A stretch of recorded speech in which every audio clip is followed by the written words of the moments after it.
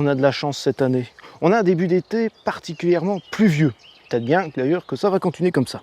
Comme c'est fort humide, eh bien c'est tout bon pour les espèces végétales en général, mais alors surtout pour les Rodgersia. Alors les Rodgersia, c'est un genre botanique qui est, en fonction des espèces, plutôt asiatique, et qui possède justement plusieurs espèces. Je pense à Rodgersia pinnata, Rodgersia podophylla, Rodgersia aesquilifolia, c'est-à-dire à feuilles de marronnier, Rodgersia henrysii, qui est plus ou moins une variété, mais toutes se cultivent plus ou moins de la même façon. Ce qu'il leur faut, c'est un sol riche, plus ou moins bien drainé quand même, mais surtout qui va rester frais, voire humide, toute la saison. On peut les cultiver à la mi-ombre ou carrément plein soleil, c'est le cas ici, mais si c'est au plein soleil, il leur faudra justement toujours un sol qui va rester frais, voire humide.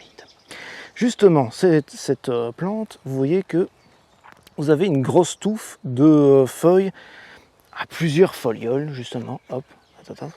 Les nombres de folioles vont différer en fonction de l'espèce, mais ça a toujours un peu un aspect de feuilles de marronnier, comme ça.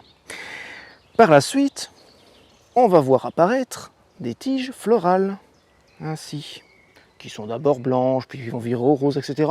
Là aussi, ça dépend un peu des variétés, ça dépend un petit peu des espèces, etc. Mais vous voyez que ça attire pas mal de petites bébêtes, et que ça attire aussi des papillons, ça attire des cirfes, ça attire des abeilles, etc.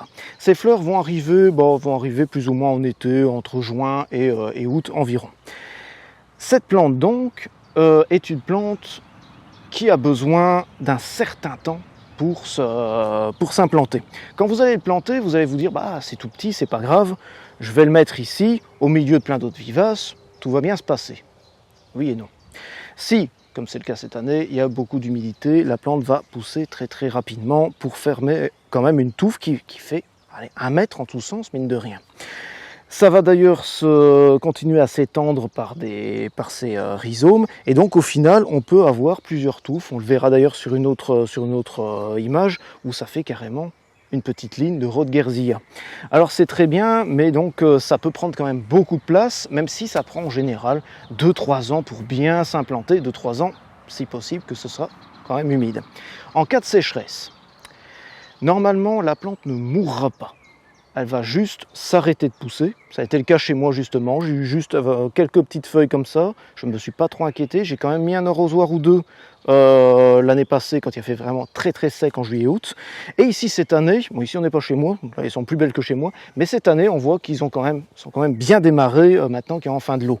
Donc en gros, ce qu'il faut retenir, c'est que c'est une plante de sous-bois, une plante de terre fertile, riche, si possible bien drainée, et surtout une plante de terre humide. Si vous avez un sol qui reste très humide chez vous, pensez directement au Rodgersia, vous ne serez pas déçus.